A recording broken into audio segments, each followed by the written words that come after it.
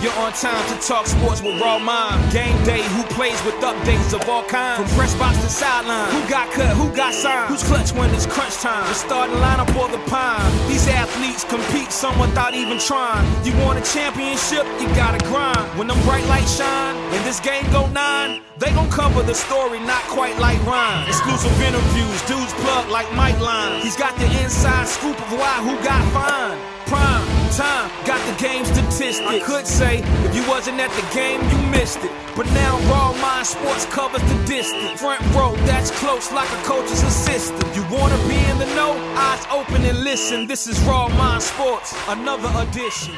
Welcome to another edition on the TBC Tarboro Brewing Company birthday edition of Raw Mind Sports. I'm your host, Ryan Jones, and we have none other than the judge herself of many hats. I mean many. Before we got on the show, we was talking about a whole lot, but it is none other than the hometown East Tarboroughs, where they say Tarboroughs, Veronica Higgs Cope. How you doing today? Hi, Ryan. I am great. Thank you so much for having me today. So I want to talk about, like I said, the many hats, but it's gonna be like peeling the orange back. Peeling the orange back here. So we're gonna like start off with the childhood, because you know Raw Mind Sports, we talk about the sports stuff, and then we're gonna talk about like her life, her career, and what she's doing now. So like tell me the life growing up in good old Tarboro before you got to where you're at now. Wow, so I'm from right here in Tarboro, North Carolina, East Tarboro to be specific. You have to, you have to be specific. Yeah. And so, yeah, the first place I remember living in East Tarboro was on Baker Street, which is now Martin Luther King Jr. Drive. I've lived on Bradley Avenue in East Tarboro. I lived on East Avenue. Where else in East Tarboro? St. John Street. Oh, you've been there when you saw all over East Tarboro. And I lived in Fountain Street, outside of East Tarboro. So, yes, I'm well versed in East Tarboro streets. So how did you like growing up? Like, what were some things that you done and you learned so far that may like helped you as a young age? 'Cause, you know, they always say you learn so much at a young age, it kind of sticks with you forever. Well, I grew up from very humble means in East Tarboro, and I just learned hard work and work ethic growing up. Not having very many resources, I learned to be resourceful, and making sure that I took care of what I did have. So the value of education, the value of education. A lot of emphasis on that. Correct. So, I tell people all the time, I had the opportunity and the privilege to speak to my old high school, Tarboro High School, and also Martin Millennium Academy, which was Martin Middle School when I was in school earlier today. And I was just stressing to them that the importance of education, and for me, in terms of things that I learned growing up from early age, it was just how education can change your life. As I was seeing people in my life who I could see that education was the great equalizer, right? And so that is something I learned very early on. Man, that was that's the great part of like learning things and being able to come back to teach that. So with that being said, while you were just talking right then, you were saying that you came back home, you had a chance to be here, to go to the high school, the middle school. Like, I know you come here, you have this very loving feeling, because this is home. But like, did you see anything? Do you think things have like changed since then? It's like, maybe. I mean, you know what? A lot of things have changed. A lot of things are still the same, and I won't be dishonest and say that everything was all roses and peaches. Wrong thoughts. Growing up here in Tarboro, North Carolina, I do have a lot of fun memories. I have some that are not so fond, but those memories, those experiences that I had, both positive and negative, were things that make up who I am today. Those things made me stronger. Those things made me develop character. Oh. And so somebody asked me today, one of the students asked me, would you change anything? And I don't think I would. Because I feel like, if I had not experienced some of those things at an early age, I would not have been prepared to handle those things as an adult. Right. So So yeah, it definitely shaped me and molded me, some of the things that I experienced that I don't think some children should ever have to experience. But I did experience some of those things at an early age. I know I was reading a quote, I can't even remember the quote, but it was something similar to like, you know, don't wish for an easy life, wish for the challenge life, because the challenge life propels you to handle anything or any obstacle in the world. Right. And I saw that yesterday, which was crazy, but I know I didn't say it correctly, but it's somewhere in that realm, Yes. what I said. Yes. So I know now that, you know, you was in Tarboro, you played sports, like, tell me about your love for sports at the time growing up in Tarboro. Wow. So I must say that my love for sports goes back to Sunset Park, which I believe is now, is it Braswell? Yeah. So every Sunday, I grew up as a Jehovah's Witness. Okay. And so you had to wear the dresses all the time? Not the dresses all the time. That's holiness. Okay, I didn't know. My fault, people. No, look, because I know they talk about religion in big media now. Wait a minute, I gotta make sure. I apologize, there was no pun intended. So we went to the Kingdom Hall. So after the Kingdom Hall, which, we would go every Sunday, every Thursday. So on Sundays, our treat was to go to the park. Oh. And we would go to the park and play basketball. I have an older brother and 2 older sisters. Now, the fun fact is that my mom and dad both played basketball in high school. My mom played when there's half-court basketball, when women play half-court basketball. And so it was kind of in us. Sports was kind of in us, right? And so my brother was heavily into basketball. He went on to play professional basketball for over 20 years, both here in the States and overseas. Nathan, shout out to Nathan, our junior as I call him. Yeah, the legend. So he's in the Tarboro High School Hall of Fame. But that's where my love of sports started. And so I picked that up from him. I still remember being out at Sunset Park, and then also being at Clark Park, which was the race center. Right. And so we would go out, and during the summers I would go play basketball. I would watch him play, and I just developed a love for the sport. Even before then, my dad was a huge fan of NBA basketball and the Lakers. And so Showtime. Every Sunday, we were watching the Lakers, and especially when the Lakers played the Celtics, it was a big rivalry. And so we had one TV. So guess what? We were watching in my house on Sunday. The Celtics and the Lakers. Right. And so that's also feeding into my love for basketball. And so I carried that over. I played basketball starting in middle school, then I played throughout high school as well. And it opened up a lot of doors for me. I actually, aside from basketball, I played volleyball in high school, ran track the last 2 years of high school. So for me, sports was more than just the game. I learned a lot about being competitive. I learned a lot about teamwork. Sports teaches you discipline. Yes, right? Lord. And so it really, like I said, opened up a lot of doors for me. By the time I graduated, I had a number of scholarships to play basketball. I'd actually signed to play at Appalachian State and then reneged on it when I got a full academic scholarship to the University of North Carolina at Chapel Hill. So I don't regret changing that decision. I did miss not playing basketball in college. But I knew ultimately what my goal was, and that was not in the arena of playing sports. It was to be a lawyer. And so my focus at that point shifted to getting the best grades that I possibly could so that I could be prepared to go to law school.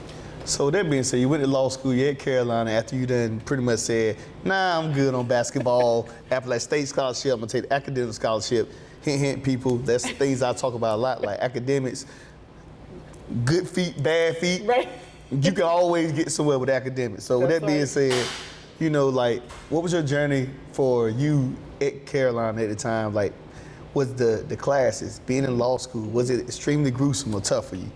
It was tough, and I didn't completely abandon basketball. I actually served as a manager. The Tar Heels had just come off the national championship, the 1994 reigning championships when I started that year.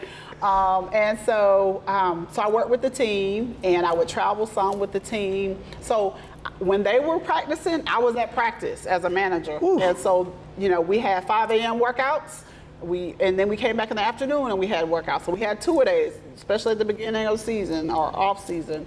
And so it was grueling. I mean, so I was not a student athlete per se, but I still had the schedule of a student athlete. So Sylvia Hatchell was coach there too? Sylvia Hatchell was the So she made sure you was at 5 a.m. too. So you I was there. couldn't miss no practice. I couldn't miss because we were making sure everybody had what they needed. From gear to balls to water to whatever. We were making sure that we had everything that they needed. And sometimes I even practiced with the team. so it was a lot. So it wasn't even just like regular responsibilities. When people say managers, most people at kids in high school, like, you just getting water. You saying, no, it's equipment, it's whatever they need, whatever you need to make sure they have it. And I wanted to be around the game. I had hoped that maybe I would have a chance to walk on. That didn't happen, but that's okay. I still had a great experience there with the team, getting to travel, and I couldn't have asked for a better college education and a better college experience than with those same ladies many of whom I'm still friends with and in contact with today. Man, wow. Yes. So like from that point, you're a lawyer, you're getting your law degree, and you're trying to find options like in the process of you. I'm pretty sure graduating from Carolina from that. Yes. Like tell some of the kids the obstacles. Did you go through any obstacles like that before you really graduated to become a lawyer? Sure. So a huge part of this puzzle, of becoming Veronica Cope, was that I had a child very early on. Oh, wow. I had a child in middle school, and so so I wouldn't consider that an obstacle, but it changed my life. Because not only is it just me now, I have somebody else I have to take care of. In middle school? Like middle school.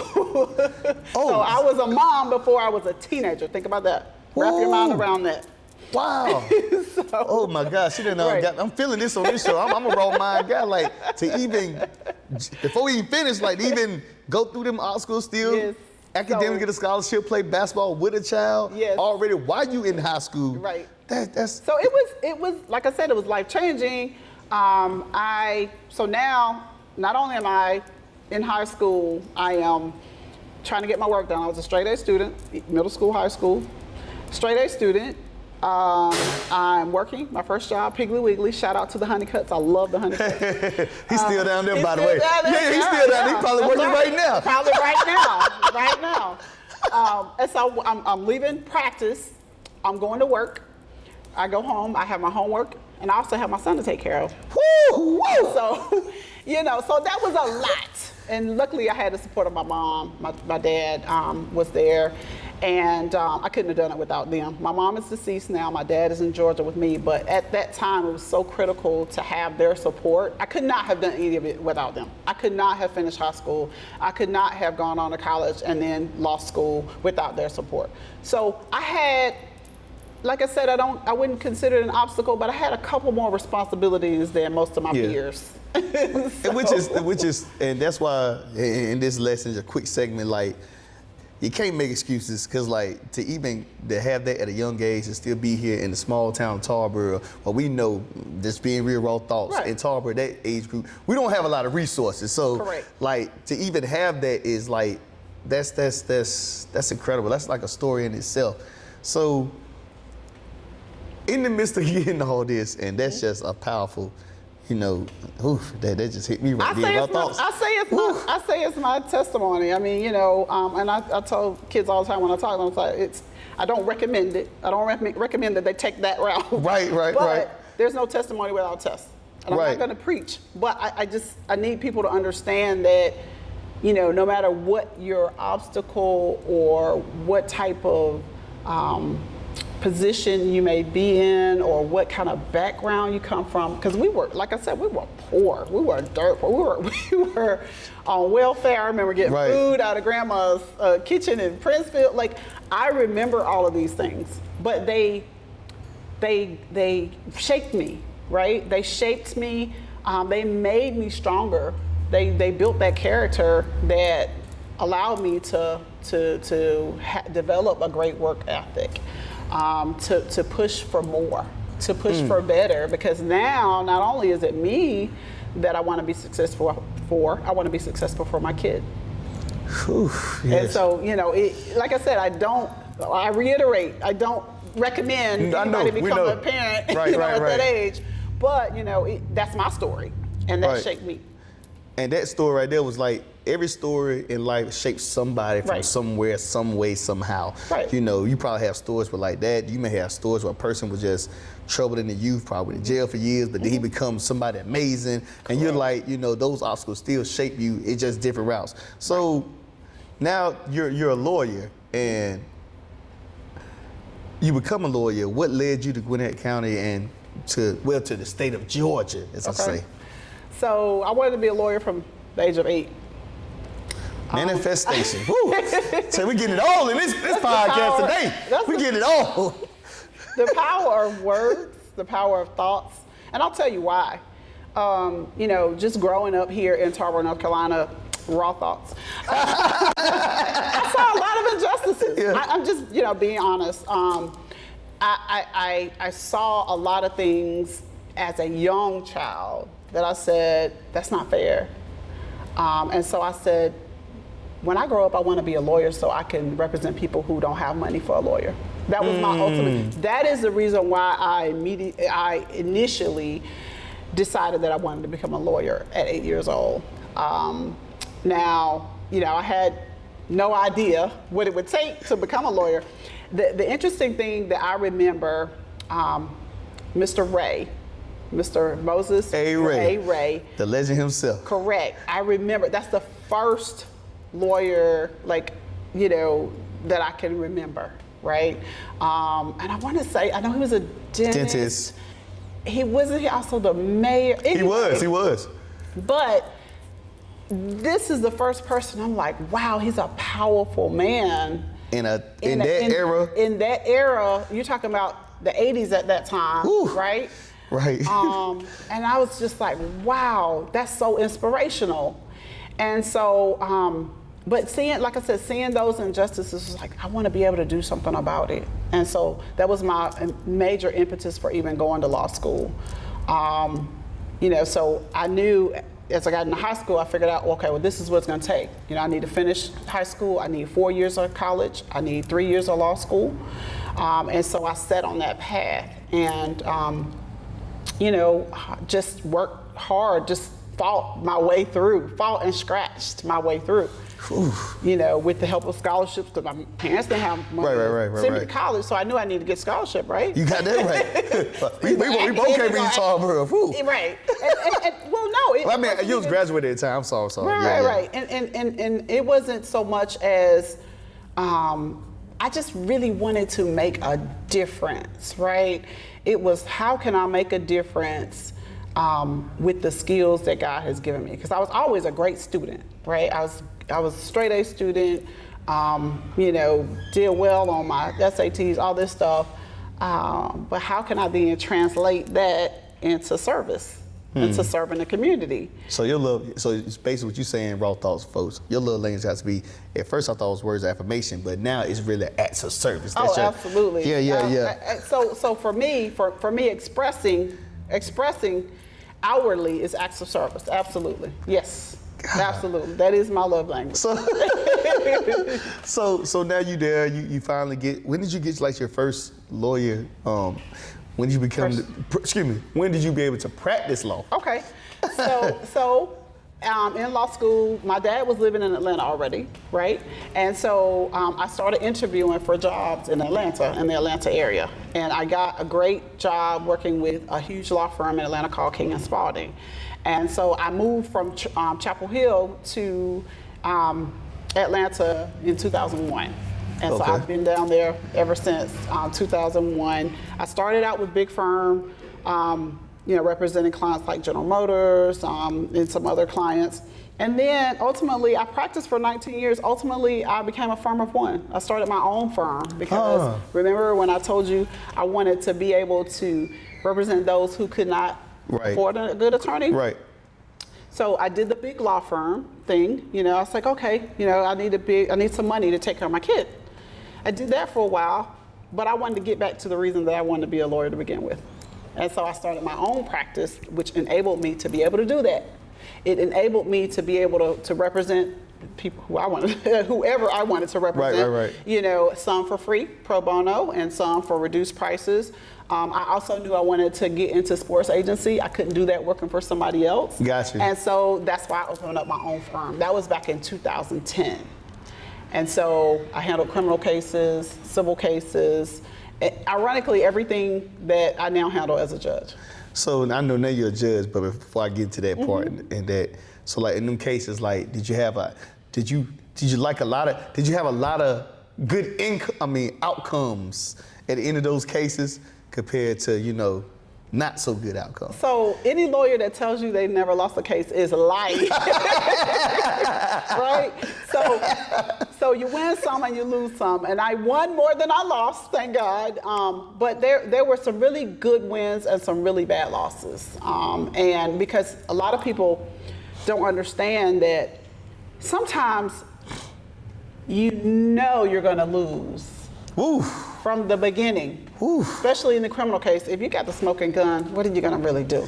So at my job, if I was retained in a situation where, you know, clearly they're guilty, my job is to mitigate. My job is, what can I tell the jurors or the court or the prosecutor? What kind of information can I give them to look at my client more favorably, right? Did they steal that bread because they were trying to feed their kids? Can I prove that? Can I prove that the reason they were stealing food from Walmart was because they had just lost their job? I could prove they just lost their job, right?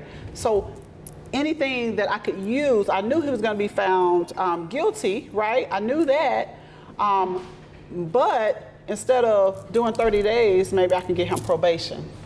Ooh. So it's mitigation. So for me, that was still a win because he's not in jail.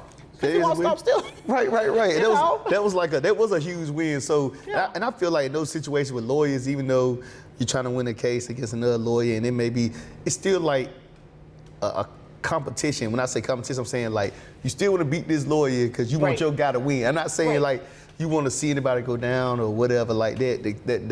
The party or the defendant, you know, going down. But it's still like I want to win this case because I have a client. You want to win. Right. You always want to win, right? You want to win. I never took a case and didn't say I want to win this. But there are some that I took, and I would be very upfront with the client and say, listen, it's not looking good. From the beginning, I would say, okay, there's a video of you at the scene. There is a video. That is not good. Whether you committed the crime or not, the fact that you are there at the scene is not in your favor. So how would you like explain that to, I guess, mitigate that to like, okay, we got this, but I'm pretty sure the defendant like, what can we do to not do that? Like certain things are different? So the bank was broken into. Let's just say somebody broke Okay. Right? And tried to get into the vault. You were there at the scene, but let's work backward, and let's say, let's try to prove or disprove the theory that you were inside the bank. So let's go get the video, right? Let's go get the video and see. We got the video where you're outside, but there's no video of you on the inside. There are video of other people being on the inside, right? So how can we methodically, you know, go step by step to prove that you're not the one who broke into the bank, even though you were there? Because think about it now, Ryan. You could have been at that same bank at the ATM getting cash out of the ATM. That's correct. You're there, right? Right. Classic case of wrong place at the wrong time. Right. So that's different. There's so much that goes into the, you know, being a lawyer. Details. So every important. detail matters. Every detail matters. The time. Okay, you went to the ATM and got money. There's a time stamp on when you got that money. Correct. Okay, your time stamp is 30 minutes after the bank was broken into. Now, does it make logical sense? Can I convince the jury? Would it make logical sense for you to go back and try to break into the bank when you just went to the ATM to get money out of it? That kind of thing. See, you got to be 3 steps ahead of the prosecutor. Raw thoughts. We are people. We are literally getting the good stuff that you don't get. Like, she's even breaking down cases, lawyers directing you, giving you theories, how they work on cases. You know, in court, like you just don't get this. It's from my sports, baby. You don't know what you gonna get out here, baby. You just don't know. So in the meantime with that, you know, outside of the good stuff, telling us the theories and becoming a lawyer, how you get people to try to win your cases. You also say you created a firm for you, so therefore you become a sports agent. What made you say you want to be a sports agent? Right. And on top of that, an NFL agent. Oh, boy. Right. So you can probably look at me and tell I've never played football, right? That's fair. But how did that come about? So my husband, Robin, at the time, was a former baseball player. And so we wanted to start a sports agency, and he was going to take over the baseball side, and we had several connections in the football world, and so we were like, okay, we need somebody to become an agent. So for me, I love football. I always been a huge Dallas Cowboys fan. We'll cut that out. We'll cut that out of here. Talking about the Cowboys. No, I'm joking. So I've watched the sports since I was, you know, as we say here in Tarboro, knee high to a duck. And so I love the sport. I knew a lot about the sport. And I had to be an NFL agent at the time. I don't know what the rules are at this point, but you had to have a secondary degree. So either a law degree, a medical degree, a master's, some kind of secondary degree after college to be an agent. And so at that time, I had a law degree. And so that qualified me to be able to sit for the exam. And so, you know, like I said, I love sports. And I said, why not marry my love for sports with my love for the law, right? And management. And so I became an NFL agent, and, you know, I did get several guys into the CFL. I worked with, you know, and recruited several guys that were trying to get into the NFL. So I enjoyed it. I did that from 2011 until 2018 when I ran for judge the first time. So that's another part we better go into. And while I'm at it, shout out to my sponsors, you know, TBC Tarboro Brewing Company and also Essential Collections. Happy birthday, TBC. So can you tell us real quick before we get into all the details of the judge part, the good stuff? Like, can you tell us like the difference between like, was there any difference between being a sports agent and a lawyer? And like, can you tell us like what was here in this lane and here in that lane? Okay, so there was a lot of overlap, really. People don't really think about it because you're talking about management. But when I first became a lawyer, I was practicing business litigation. So a lot of that dealt with contracts, dealt with the interpretation of contracts, right? Business litigation, all that is you got two businesses who may have a contractual agreement that somebody said one or the other breached. So one of those businesses saying, well, we have this agreement and you breached it. So you're dealing with contracts. So I had that background. What are you doing as an NFL agent? Or NFL contract advisor is the proper name. You're negotiating contracts, right? So you're, again, dealing with contracts. You're trying to get the best deal that you can for your client, right? And so there was that overlap there. As an attorney, you're advocating for your client. As an agent, what are you doing? You are advocating for your client. So there's a lot of transferable skills from being a lawyer to being an agent. And those skills served me well, you know, when I was trying to negotiate. Like I said, I think the biggest, I'm not going to call it impediment, but hurdle that I had to get over in terms of being an agent and being a female was that people know I didn't play, but they don't know Drew Rosenhaus never played. Being an agent is about relationships. It's about knowing people who may have family members who are coming through the system, coming through school, that kind of thing. right place, right time. That's all that happened with Drew Rosenhaus, who's one of the best. He was at Miami at the right time. That's exactly what happened. He was a water boy. Wow. At the University of Miami. Now look at him. Now he knows all the guys, relationships. Right, correct. Now he's big. So he gets in. And he's super smart. So he got in that way. But for me, when I'm sitting down trying to talk to a player's mom or whatever, it's like, well, what do you know about football? So you gotta show them at least that you. And I don't know every. So you hit him with it. I know the Dallas Cowboys, did you? And so the thing was, I didn't need to know every X and O. No agent needs to know every X and O or every play. You know, I need to know, is this player coming from a pro style offense? Is this player, you know, will they be a better fit on a 3-4 or a 4-3? Those are the kind of things. High level. You do. Those are the kind of things that I needed to know to see if my client would be a good fit for a certain type of team, Gotcha. right? Or for me to send out video and say, hey, you know, I know, you need a center, or you need an offensive lineman, or you need a defense. I know your defensive end is going to be tall and thick and right. That kind of thing. Yeah. I didn't mean it. No, you fine. No, you fine. But you had to, those are hurdles that I had to go through that my male counterparts did not.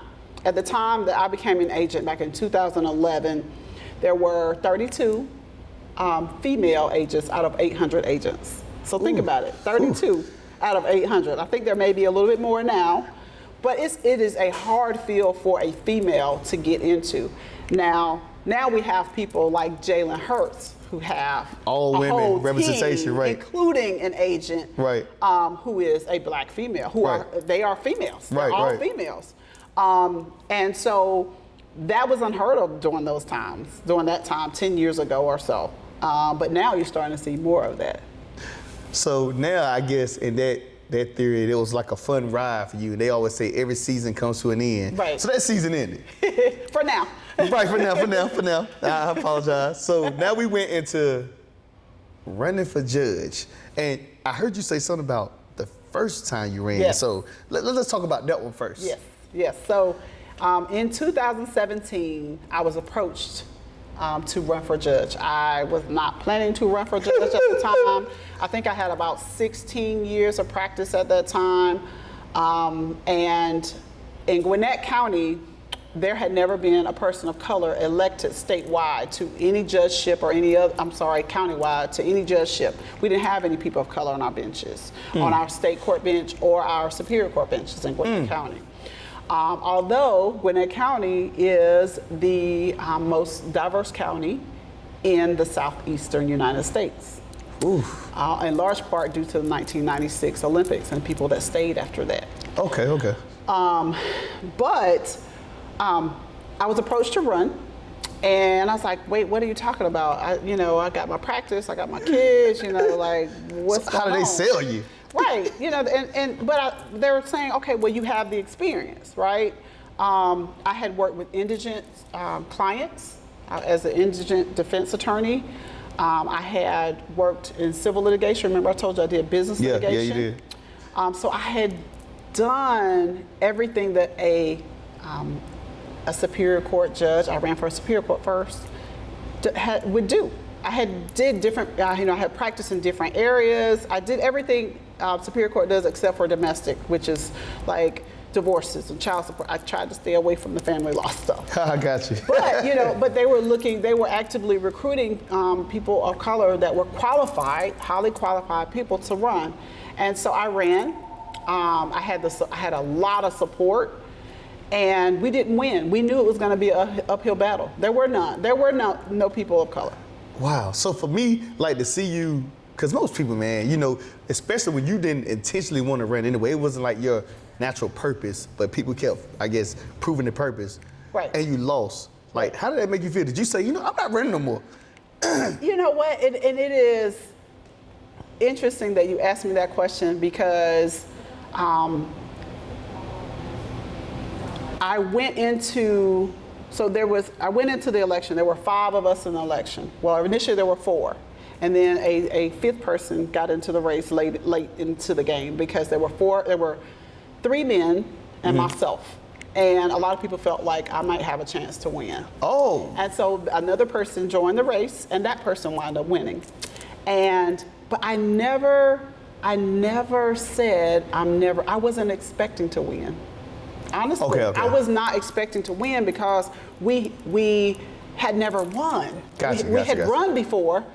I was the first black woman to run for Superior Court or state court. So we hadn't won. We knew it was going to be an uphill battle. And so basically, I just never stopped running from that point. I was disappointed, and I'll tell you, we're here at TBC, Tarboro Brewing Company, and my great friend and high school classmate, Anna Todas, Aini, came down to help me campaign, came to Atlanta. Oh, you had some energy then. Okay, to help me campaign. She supported me throughout my candidacy. She was crying her eyes out, her and Tamika Black, another great friend. They were crying their eyes out, and nobody understood why I wasn't sad.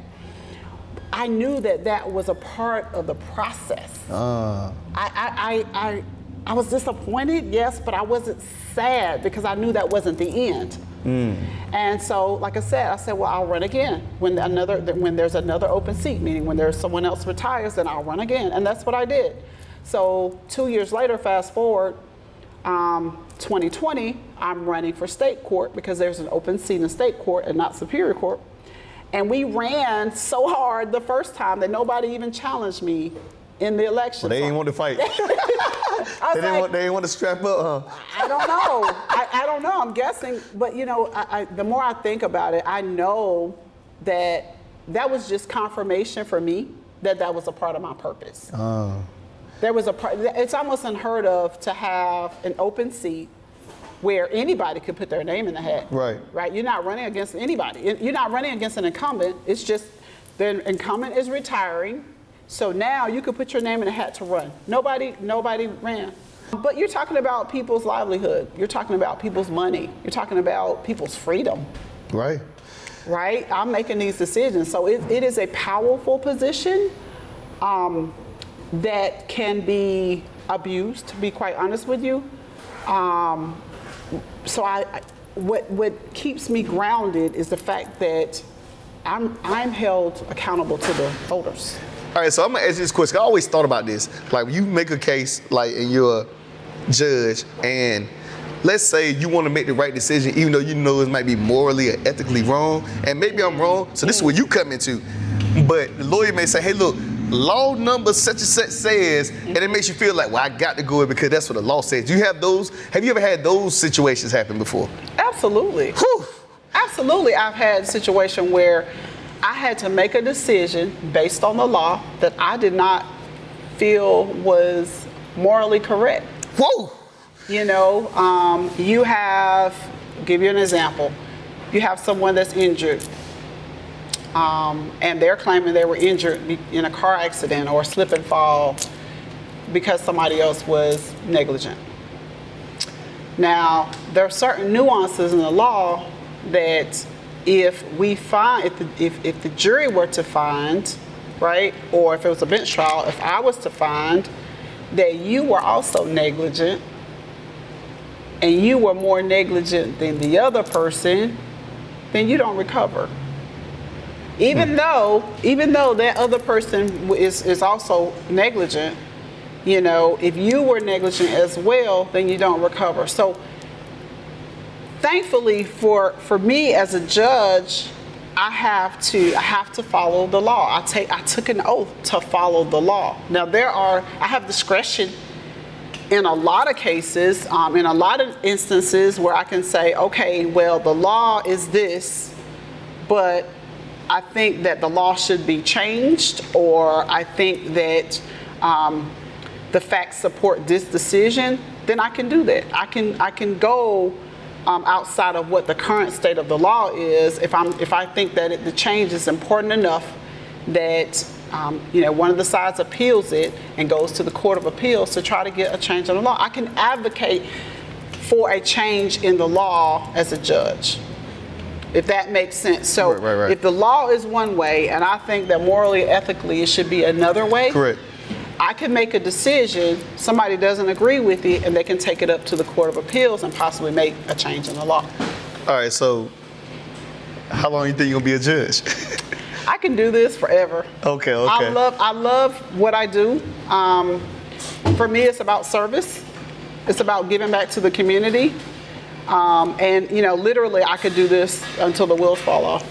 All right, so I'm gonna call this the Raw Thought Minute. This is where we get Veronica Higgs Cope's Raw Thought Minute. This is your Raw Thought Minute in a minute to where to tell the people what they don't know about you, what you love to do, I guess outside of minute hats you got, and what you want to be heard on this podcast that you haven't had a chance to say. Cool. So, I'll just say that, particularly for any young people that are listening, it's okay to not know exactly what it is that you want to do right now. I had what I believe would be my career path.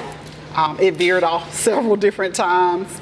And every time that it veered off, I gained valuable skills in another area that I never thought I would. And also my story is, particularly when we're talking about, losing the first election. Don't give up. I like to quote Coach Jimmy Valvano, even though I'm a Carolina girl and he coached that state, God rest his soul. Don't give up. Don't ever give up. I live by those words every single day. So if you don't take anything else from this discussion, just know that it's okay to not know what you want to do and to be flexible in your career path, whatever that may be. Woo, I think we done had a lot. We done had a lot of raw thoughts in this show.